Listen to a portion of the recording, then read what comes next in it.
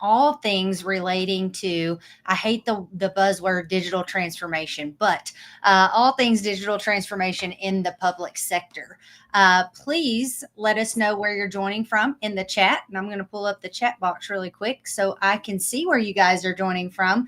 And today we are going to do a little Olympics in the form of digital transformation questions. So I will be prompting my team here with questions and possibly handing out medals for the best response. But I do want you guys, our viewers, to join in and also answer. Let's get this conversation rolling and let us know what you think. So, hi, Jim. Thank you for joining us from Madison, Wisconsin. Yay.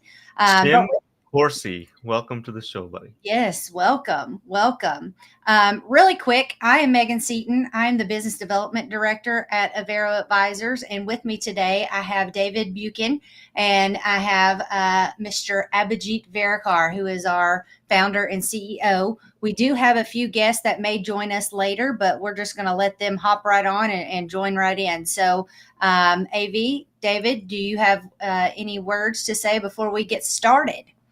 I do, and I'm gonna then let David speak. So Okay. we want to remind our listeners, viewers, that our major event this year, the GovTech uh, webinar, the workshop, is coming up on the 28th. The QR code is displayed to my right here, and please scan it so you can attend. We're going to have some great panel discussions on all things digital transformation and modernization in governments, especially on ERP systems.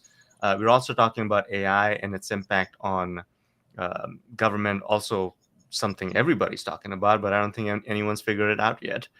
But we're going to be talking about that and then taking questions. So really excited for this event. So please join us. And if you can't, if you sign up, it'll be recorded and we'll make sure that you get it.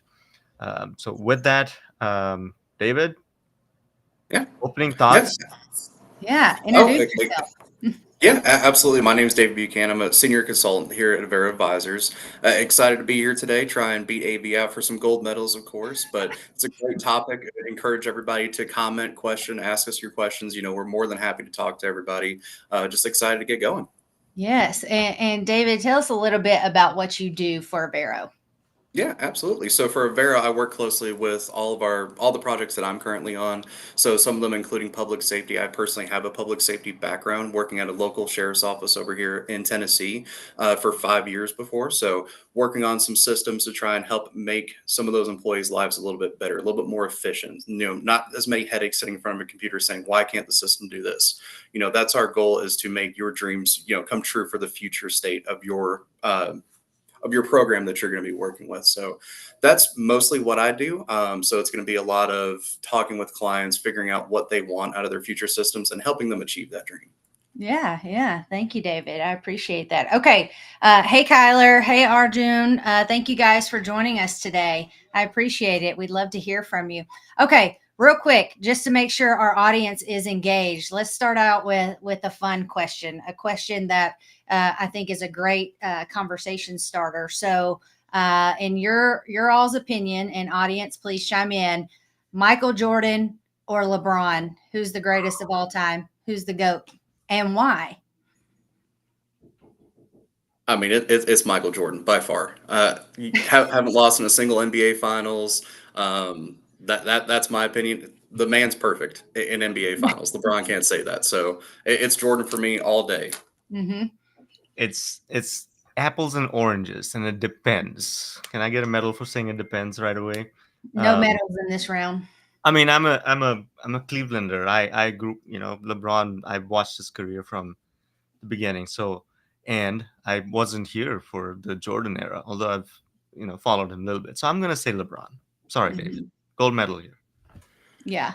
Yeah, I think this is an easy one for me too. It's MJ all the way. I consider goats just not only just insane athletes, but someone who really sets the tone for that next generation. And I think Michael Jordan has done that for the LeBrons, for the Kobe's, for everybody, the Steph Currys. I grew up with Michael Jordan, and I really, I also like his leadership style. He was very aggressive, and he gave harsh and critical feedback to his teammates, but basically he was the one that was always saying, "Hey, you need to get your life together. Like, let's go. We've got a job to do." And so I really appreciate that aspect of Michael Jordan. And I think in the chat here we have Michael Jordan for the win. So thank you guys for chiming in. Marcus Harris is here joining us today. Hey, Marcus, thanks for joining. Okay, let's dive into it. So first, Eric I Weintraub. think Don't forget our what? friend Eric Weintraub from UKG. He's here. Oh, hey Yeah, Eric, we're pulling so the all sorry stars here I today. missed Okay. you. Yeah, we got the all stars on the live stream today. I'm so sorry, Eric. I didn't mean to miss you. So sorry. You were right before Marcus. I'm blind, so just forgive me. All right, so this is going to be the qualification round. Okay, so to get to the I guess the race or whatever you want to call it to actually medal. All right, so the category is technology trends. Okay, so Olympic athletes, they always stay ahead by adopting the latest techniques and different methodologies, right, for their said sport. So, what emerging technologies should local governments be aware of to enhance their technology efforts? I'll let you go Absolutely. first, So rookie. Go. okay, absolutely. So definitely a big one that's been out there is the use of AI. So AI is getting more and more familiar. People are getting more and more familiar with it, seeing the capabilities that it has, and there's opportunities to leverage those capabilities to make your day more efficient. Make spend the taxpayers' dollars a little bit more efficiently. So I would definitely say AI is probably one of the biggest things that are coming on the scene right now that people are getting really, really excited and interested in. Yeah, AI is emerging and important, and like I said, there's several flavors, and we've seen anything from just putting a sticker on ChatGPT to some really advanced use cases conceptually. It isn't out there working to my knowledge yet. Correct me if I'm wrong in the chat. But also the methodologies, right? I think innovation doesn't necessarily mean a brand new piece of technology or an app. It also means how you go about transforming your organizations. And I think we at Avero, I know this may not get me the gold medal, but um, we're on the forefront of thinking about how do we better deliver services to our clients. And I think we're on to something because the discussion from yesterday about how do you do requirements and is it still the same old 20-year-old methodology? And no, we've come up with something new. And I'm going to stick that thread from LinkedIn in the chat box here for people to go engage in. It's a great conversation on how do you innovate the process of picking the right software for your clients. Yeah, no, I like those answers. And Kyler says, I'm going to go cybersecurity, which is not as cute as AI, but critical. And I would absolutely agree with that. Do you all have thoughts on cybersecurity and what that means for public sector organizations? Yeah, I mean, cybersecurity is definitely, the biggest space. As Kyler said, it's not as cute as AI, but it is massively critical. Cybersecurity is kind of that foundation that you have to make sure that all your data is secure. You have a lot of sensitive data, especially when you're working with local governments, housing authorities, police departments. So cybersecurity is definitely one of the biggest things. It should be one of the most robust things of your department, and it's something that needs to be maintained constantly, especially with these new and emerging threats, which artificial intelligence does play into as well. There's new cybersecurity attacks. That stuff that we didn't think about 5 years ago is now happening on a day-to-day basis. So it's making sure that your cybersecurity is robust enough to withstand that threat and keep you protected constantly. That's right. That's Yeah, right. and look, Eric's got a great comment here. Tech that assists the frontline worker. Mm-hmm. Uh, Government is really in the customer service business. Things that completely make sense because at the end of the day, the frontline worker doesn't necessarily care about what stickers on their platform, right? Mm-hmm. They want their jobs to be better. And I think we'll be all successful as an industry when that line is blurred, and you don't have to think about I am stymied in my process because my thing doesn't work. as I want it to be. It should be seamless. Right. Okay, next question. So, athletes do a really good job engaging with their fan base, right? So, in the public sector specifically, how can the use of technology help local government agencies effectively engage better with the citizens that they serve? Absolutely. Av, you want to go ahead, sir? Sure. Um, I think it's a big piece of the ecosystem, right? Why are you in business as a government entity? To serve your citizens. And how Mhm. do they know that you're serving you? You're seeing, yeah, the trash truck is picking up the trash every Wednesday.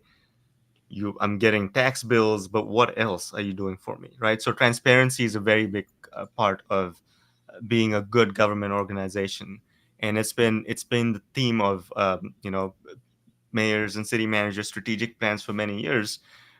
Where it falls short is how do you actually do it if you don't have the systems and the processes, and then you also run into, wait a minute, I don't want that much transparency. So when you think about requirements, going back to how do you choose the right systems, it's about the outcomes. How transparent do you want to be? Because we've seen all flavors. One is you can allow the citizens and anyone in the world for that matter to get into your systems and look at line item by line item transactions. And then there's another flavor where you're only showing the highlights. And the third flavor is non-transparent. You get the budget book once a year as part of our council meetings. So very important to think about these things. Mhm. Yeah, absolutely. I mean, transparency is a huge deal, especially, citizens want to know where tax dollars are being spent, what new objectives are coming. A big thing with transparency, I've seen some cities or just local governments poll their citizens like, hey, we're thinking about implementing this technology, smart traffic lights to help better efficiency with traffic. They'll be transparent with how much the estimated cost might be, and they'll reach out to their citizens and say, hey, is this something that we want to, that you guys want us to achieve? Do you want us to strive for this? Also, if you're going to use stuff like AI, I hate to circle back to it a little bit, but it's also good to kind of poll your citizens and say, hey, is this something that you're comfortable with? This is how we would be using it. So it's those transparencies with those new innovations and making sure that the public's aware of what's going on, they're okay with it, and they're happy with it. So you're achieving what they ultimately want. Yeah, I like it. All right. One last question in this qualification round. And it has to do a little bit with regulatory compliance. So, just as athletes must comply with strict regulations, right? How can local governments ensure that their technology initiatives comply with the regulations and standards? Go ahead, David. I know you Okay. have the Yeah. answer. No. Absolutely. Always. No, I mean, a good way to make sure that it complies is obviously just going through doing your homework. There's a lot of information in compliance law. It's not just a checkbox. It does this. We're good to go. It's going to be doing that thorough deep dive with it. And that's going to be a lot of part of your system selection. Make sure that everything lines up to those compliance regulations. So it's a lot of work on the front end, but obviously it does pay off. It's not something that's meant to be daunting. It can be at times, especially when you're talking about compliance, but making sure that you get that on the forefront and doing that homework ahead of time is going to be the biggest thing to help you out. AV, I do you have anything to add? No, I'm kind of stumped on this one. Good answer, David. Yeah, that was a great answer, Yeah, Dave. give him the All gold. right. And then Kyler has a great comment. Effective communication is also crucial. The government is often seen as secretive, so a campaign to communicate the benefits of new technology should be launched. Yes, I do Yeah, agree and with. sorry, but I'm No, gonna go ahead. back up. We've done so when we do IT strategic plans. Several cities in the past have asked us to engage with the end user, mean not just the internal end user, but we've also done surveys of citizens. We've gone and talked at town halls on what the taxpayer expects from a city's technology stack, and it's very difficult for people to understand, right? And so it hasn't been a very useful exercise at that level, because the answers we got were, we want more Wi-Fi in the dog park, or we want we want more Right. Wi-Fi somewhere, right? And it's not necessarily that we don't have access. You just, that's the first thing that comes to your mind.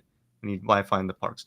So uh, getting input from the citizens is important, but also to contextualize what a city government does for them is also important.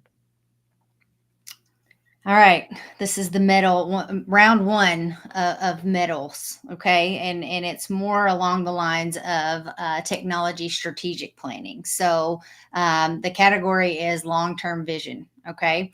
So Olympic athletes, as you all know, train for years just for their one race to medal, right? And they all have a long term vision in mind. So how can local government agencies develop a long term vision for their technology strategies to ensure sustained progress? Yeah, So absolutely. go ahead. Go No, ahead, sir. you Okay. spoke first. Go. No, absolutely. Just trying to get that medal, AV. That's all it is. So a good way to kind of do that is doing some of that planning on the forefront. So it's not always going to be, if you're looking at a long-term IT strategic plan, it's not necessarily going to be just an ERP system. It's going to be multiple objectives that you have. It's going to be Mhm. implementing those AI features. It's going to be more transparent with your community. So it's going to be organizing all those ideas. And a good way to do that is kind of speak to your departments within that local government. It's going to be like, what do you have right now? What do you want to see out of the future? So that way it can all be built out, it can all be planned out, and you would have it, this would start Q2 of 2025, for example. So you can strategically plan those initiatives, you can have estimated budgets, and city council and everybody's aware this is what we want to do within the next 5 years. This is, how much this initiative is going to cost, and this is when we recommend starting it. Doing that can ensure that proper planning process. So it's not just one day you wake up and say, let's do this. We've got that 5 year plan. Let's follow that to a T. And I've noticed that that's been very beneficial to a lot of our clients that we work with. They love those strategic plans. They go off of that, and it always helps them. Yeah, and to add to that, David, there's always a starting point, right? Most city governments, counties, they have some kind of um, guiding document. They might call it a strategic plan that they keep up with every 5 years. They might call it council directives, what have you, right? And invariably, those things are talking about more economic development. And then if there is economic development happening, what do we do with all these people coming in here? We need more transportation, we need more technology, we need more transparency. All of that leads to how do you do it quickly and most efficiently is with the better use of technology. So if you're using 30-year-old tech, it doesn't quite lend towards meeting your objectives, right? So the next layer to those guiding documents tends to be a technology strategic plan, because those are the tool sets that will allow you to get to your vision in the next 5 years. Otherwise, a big part of it will remain unachieved.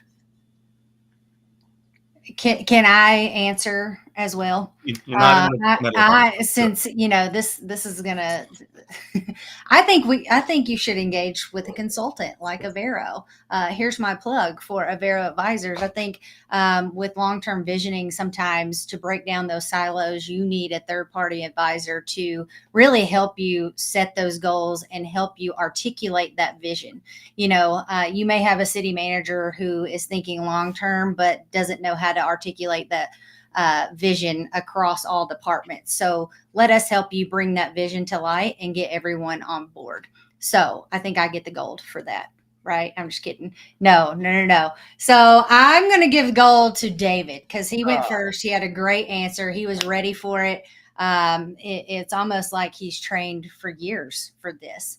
But AV, you're in close second with the All right. silver because All I right. did like your thoughts on that.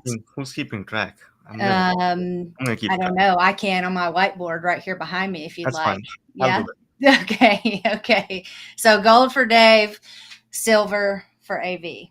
All right. Kyler says, what about the agile versus waterfall implementation approach in a local government environment? Do you all have thoughts? Go ahead, David. Since you're a gold medal winner. Oh, okay. Well, thank He's you. already mad. This is great. I love it. Heavy as the head that lies the crown, right? Yeah, No, so right. agile versus waterfall implementation. So agile, it can be a little bit more quick face. Waterfall is going to be that granular breaking it down. And there's benefits to both. If you're needing to get something, implement it quickly. An agile approach is good, but also you got to keep in mind, what is exactly are you implementing? Is it a full ERP system? Sometimes that waterfall approach is going to be the best bet to make sure that everything's set up correctly on the forefront, because the last thing you want to do is try and rush through everything, and then by the end of it, the system's not doing what you wish to achieve. Maybe you actually end up in a worse place than you were before, if it was implemented incorrectly. So it really just depends on kind of the scope that you're working with right there. And if it's a smaller system, definitely an agile approach can take place. If it's an ERP system, you can do that longer process to make sure that this is going to be good, because that can be something that affects your government, or, your people for the next 10 plus years.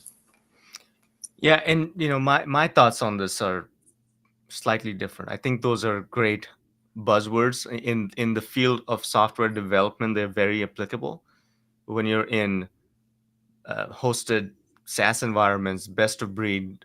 How do you really apply agile versus waterfall? I think these words make our vendors sound very intelligent, incredible. But what does it mean to our clients, right? They need an outcome. They need the project done. They need the things to work.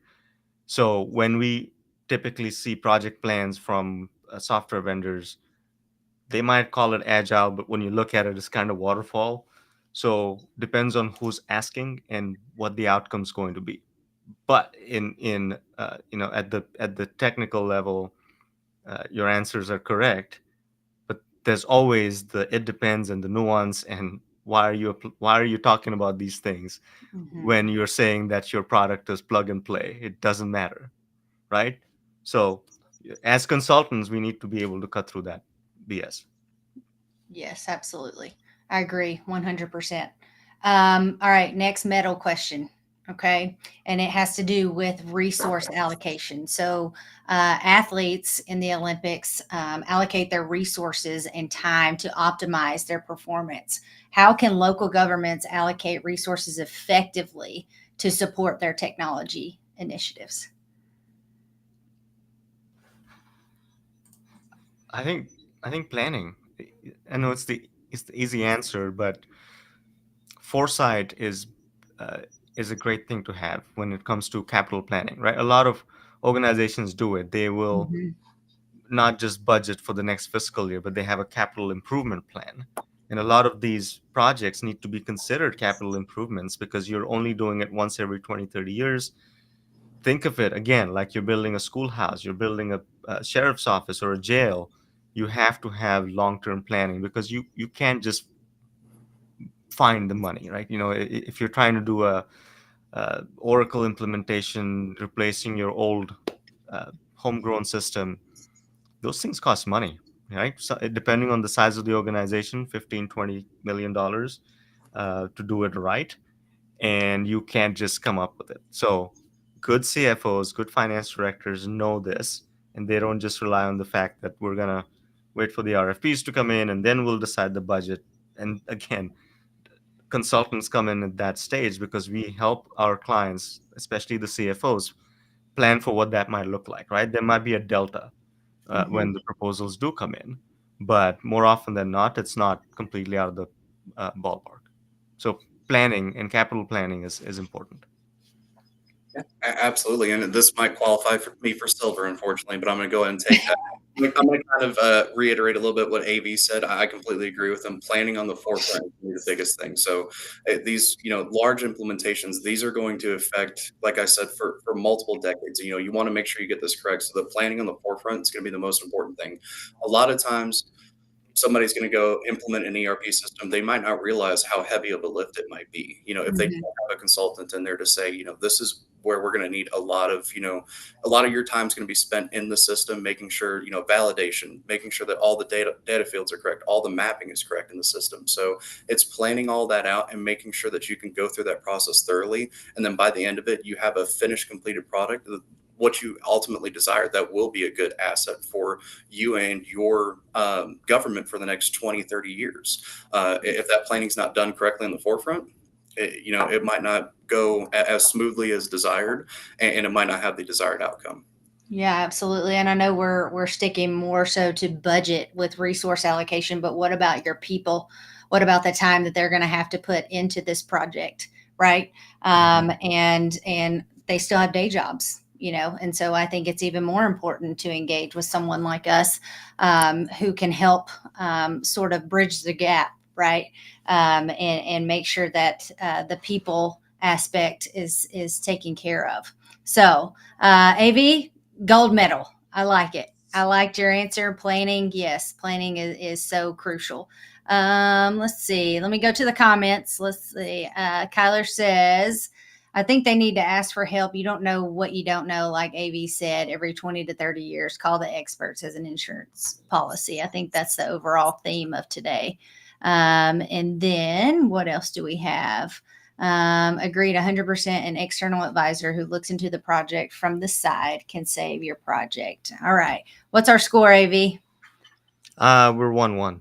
1-1. Gold. 1-1. Right All up right. right now. All right. So I want to move on to the next round. So this is going to be round 2, and it's going to be over ERP selection. Okay. So what criteria should local governments use to select the right ERP system for their specific needs? Yeah, absolutely. There's a lot of criteria that go into that. So first is going to be cost to an extent. So you're gonna have to make sure that you understand the pricing for that. Whether it's a 5-year agreement or however long the agreement is that's being proposed to you. So cost is going to be a large part, making sure that you understand thoroughly that contract, what all is going to go into that. But also another thing that is equally as important is the functionality. So you're looking to do this new ERP system to make a massive upgrade. You want to make sure that it actually is a massive upgrade and not just the same thing that you had before with a fancier coat of paint on it. Right. So it's going to be looking at that functionality, making sure that this does make your day easier. It makes everybody's job a lot easier, a lot better, a lot more efficient, more data-driven decisions out of the system. So I would definitely say the 2 biggest things are going to be cost, and it's also going to be functionality as well. Yeah. AV? I think outcomes. Thinking about the outcomes is most important. Also, you have to look at it from the time, scope, quality perspective, and through that lens, what are the best outcomes can we achieve using these 3 parameters? Because if you want to spend, if your outcomes are outside of the scope of the money you have and the time you have, the quality you expect, it's a different conversation. So good consultants will help their clients think through the project in those aspects, because you can ask for pie in the sky that doesn't exist yet. Like you can be the most creative person putting requirements together that are very nice to have but are not going to get you the outcomes. So you have to always match that. And again, back to our earlier comment, this is where we're going with our offerings. Is it's not just requirements based. It's what are you trying to achieve and how quickly, and that's how you proceed with this. A massive and this doesn't just apply to ERP selections, right? We're doing case management solutions. We're doing document management, housing management. It's the same approach, because at the end of the day, the software will do what you want it to do as long as you know what that is, and that's the most crucial part. Right. And you guys alluded to it a little bit, but I think oftentimes when we go into an organization, our end users, sometimes they don't even understand what processes they're doing. Right. And so they're, oftentimes, HR is shocked that they're doing the same process that finance is doing. Right. Maybe that's a bad example, but I think really sitting down and saying, hey, this is my process to process an invoice, and then figuring out why is this process clunky, and am I going to take this full process to this new system, or are we going to fix it before we get there? So I think understanding, really doing a deep dive into your current processes first will help you better define those outcomes in the end. So I don't know. This is a tough one, but Dave, I liked your analogy, so I'm going to give you gold on this round. Why do you get to be the judge? Because I'm the one that has the great questions. You should have the audience. Audience should vote on gold or silver. Someone I, might be a sore loser I on think this panel. I I know have that. no issue with the judging here. Okay, I just want to state that I think Megan's I doing think a Dave's very doing a good great job, job. very professional. And this is his first time on a live and he's crushing it. I know. So I know. gold to Dave. All right. Let's go see if I have anything in the comments, guys. Sorry, I'm trying to keep up here. Hi, Sana. It's good to see you. Thanks for joining us. So Jim says, organizational change management has to be a major part of the planning process. Client resistance will prevent intended outcomes every time. Yes, I 100% agree with that. Change management is a huge part of any technology project and any project going on anywhere, in my opinion. Do you guys have thoughts on that? Oh gosh, and Jim and I have been in the trenches Yeah. uh, together many times, and we have battled not with each other, but with OCM and the best laid plans going awry because someone somewhere doesn't want to budge and keeps wanting to do the same old thing. So thanks for the memories, Jim. Thanks, Jim. All right. Next category has to do with our vendors, and we could probably have a whole separate live on just vendors alone. But similar to how athletes evaluate their coaching options, right? How can local government agencies cut through the noise of everything that the vendors, software vendors in particular, throw at them on a daily basis? And more so, how do they cut through that noise to actually select a vendor? Which one do they go with? What are some of the things they should be listening to versus not listening to from our software vendor friends? Yeah, absolutely. One of the big things to listen to for sure is definitely going to be support. Support's a massive thing. So even if it is the fancy system that does all the functionality, if it ends up you end up having issues and the support's tickets take forever to be responded to, there's a massive issue. You want to make sure that support's really, really good on the front end. So it's going to be digging down. It's going to be calling references. It's going to be asking those support specific questions. So it's going to be how many times do you have to spend taking it or submitting a ticket? Excuse me, I apologize. How many times do you have to submit a ticket? How long does it take that ticket to be responded to? Is there an open communication with support? Have you had any major issues out of the system? So those reference calls are going to be a big key. And I understand a lot of times vendors will put references on there that, sometimes might speak favorably of them, but it's also just going to be getting out in that network saying, oh, you've used such and such. What is your opinion of them? How do you think about their support system? And gaining that information on the front end. Good answer. Yeah, support is key, but also, does it exist? We've talked about vaporware before. A lot of times you go into selection situations or a demo, and a provider will say, a client will ask a great question. Can your thing do blah blah and blah that we do here? It's required because of our really archaic county laws that they won't change, for example. And the vendor says, yeah, of course, by the time you're ready to go live, it'll be ready. In fact, it's being worked on right now. um, More often than not, that's not true, right? So you have to take that with a grain of salt. But there is some wiggle room there, because of how quickly technology changes, especially with SaaS products, which most of them are today. What you're looking at may change next week because of the next release coming in. So it's important that the salespeople you're engaging with are up to date on what the product pipeline is, what the product roadmap is, and features coming out. Um, and my theory is it's getting homogenized. I still am yet to see where the unique selling points are going to be, and I think they're going to be in the space of customer service and responsiveness to the customer. Yeah, both good answer. I'm going to add to both of your all's answers and say documentation from the client side. I think it's very important to make sure that you're documenting these outcomes and these different requirements so that software vendors, you can hold them accountable. And if you don't know how to do that, again, business development director, please call us. We can absolutely assist you with that. So AV, I'm giving you gold this round. Oh wait, are we letting the people vote? No, not when I get gold. Okay. All right. Of course not. Sore loser. Sore loser. All right. We're moving on to implementation.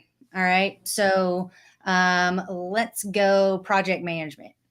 How can local governments adopt a phased implementation strategy to minimize disruption and ensure a smooth transition? I think as a project management professional, certified, by the way, um, I'll say that you have to follow He's the. very humble. I know I am. I'm going for gold. Um, it's very important to lay out the stages of the project, right? You have to, first of all, think of what a project is. It's something that has a definite goal, a beginning and an end, and a set budget. And within those parameters, then now you have to think of this as something that has a start, has the resources required.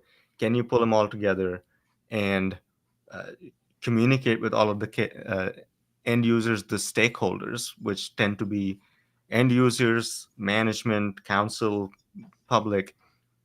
That's what a PMO should be doing, right? So you have really three different parties involved in a large scale implementation where there's a dedicated project management office that's doing independent verification and validation of what the software vendor is providing. Are they staying true to the contract? Is the product being delivered the right product? Are we being invoiced for things that have been delivered? Mm-hmm. And does this eventually work for our client? That's the PMO. And the client who, they have a day job. They may or may not have the bandwidth to, sit through configuration sessions and think about the project full time. But their CIOs and the IT organization has a big role to play in the project management of this. So going back to the basics, you need to have your ducks in a row. Have a PMO, have a communications plan, have a resource management plan, and all of these plans that the PMI talks about need to be in place. They don't have to be extremely detailed, but you need to know, how do you do change? How do you do people management? How do you change resources or get more at the outset based on what you're trying to achieve here? Absolutely. I kind of hate to reiterate what AV said again. I've circled back to this again, but that planning, and I'm huge on planning. So it's going to make sure that you understand each and every single step of the process and making sure that you are satisfied with what's happened with it. So a project manager should be making sure that that plan is being followed to a T. There might be some slight variations there, some unforeseen issues, but obviously figuring out a way to mitigate those changes and challenges, make sure that you can stay on timeline as best you can. It's going to be making sure something as small as making sure you have the right amount of people in a training class. You want to make sure that you have everybody in there, whether it's going to be train the trainer or classroom training. This is going to be a huge part. So it's going to be compiling those lists of, we need Bob over here, Julie needs to be in this meeting. And it's also going to be going through all that testing. So it's going to be making sure that your plan is being followed and each part of it, you're satisfied with the outcome of it. You should never leave a step of the project plan and say, I'm not really sure how I felt about how that went, but we'll keep going. No, you want to make sure that we've hit everything that we need to, so that way you can have that smooth transition at the end.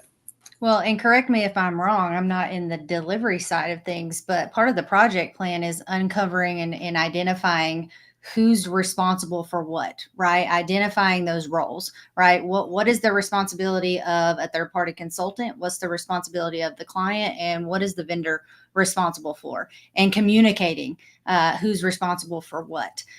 So great answer. I'm giving gold to AV because David piggybacked. So Yes.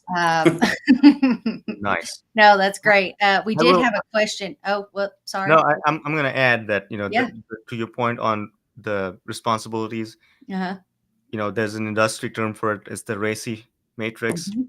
And we do that for every implementation. And if you need a sample or format, get in touch and we can definitely give you one.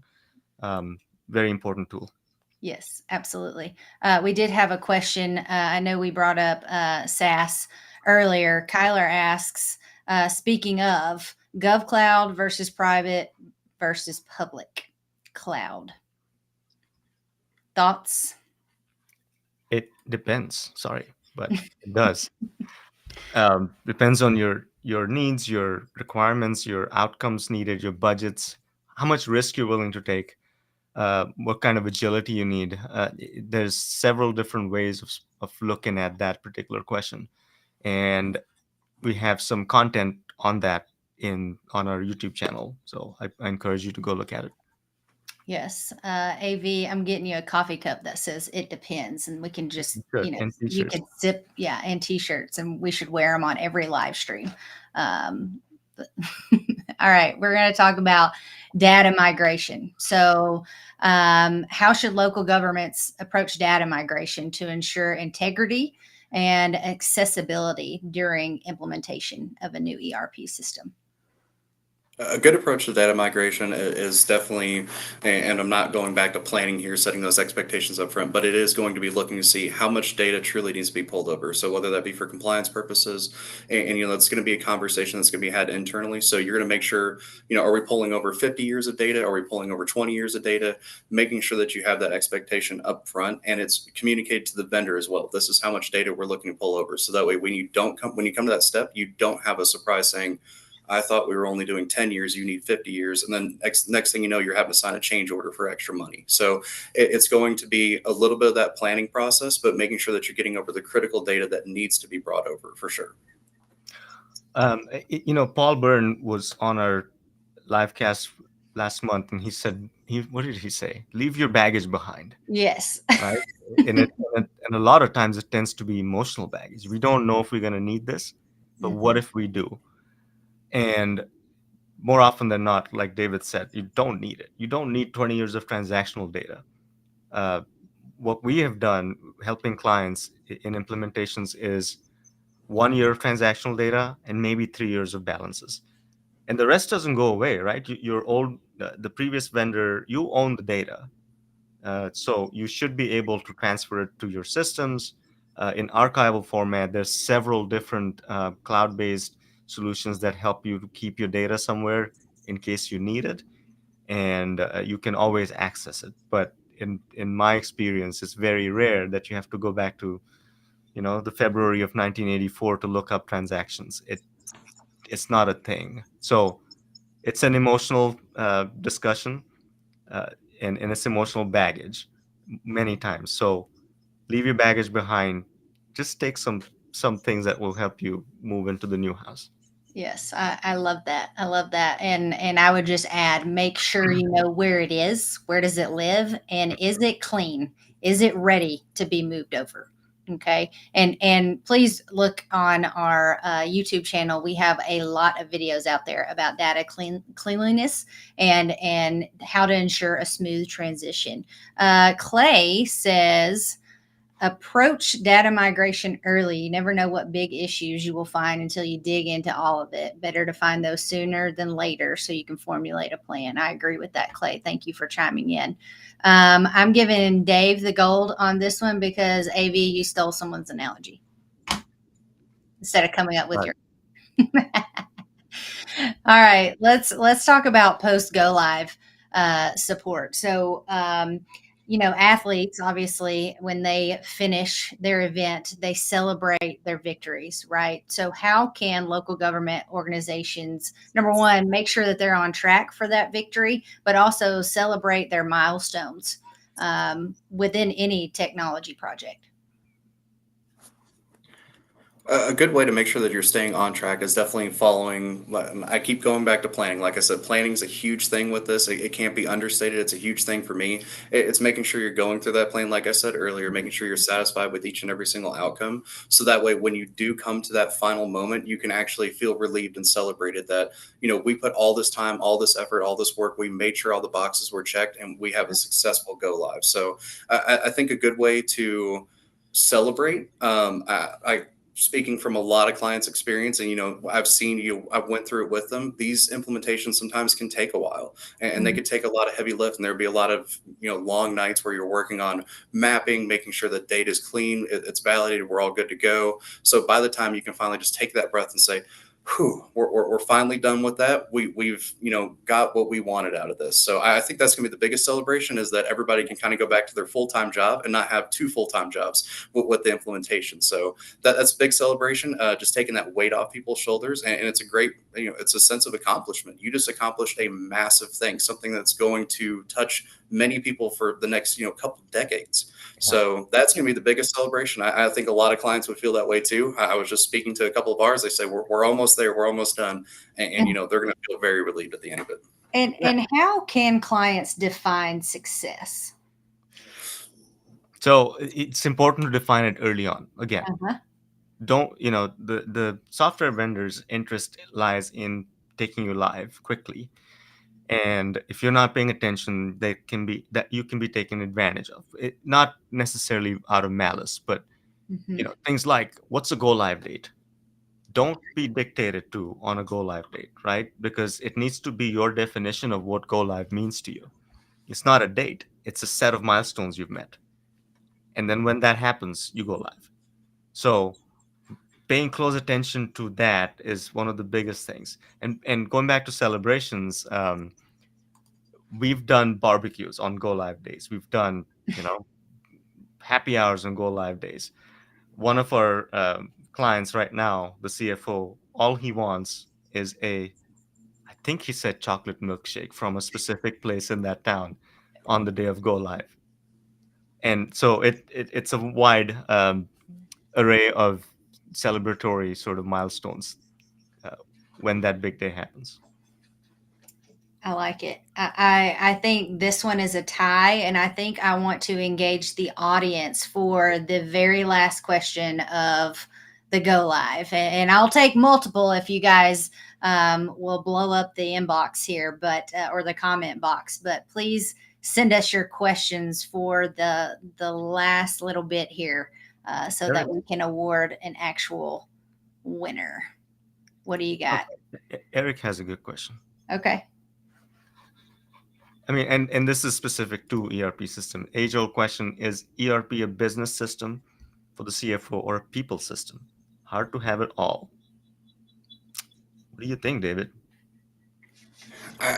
I agree it's hard to have it all, but I think it definitely plays into both for sure.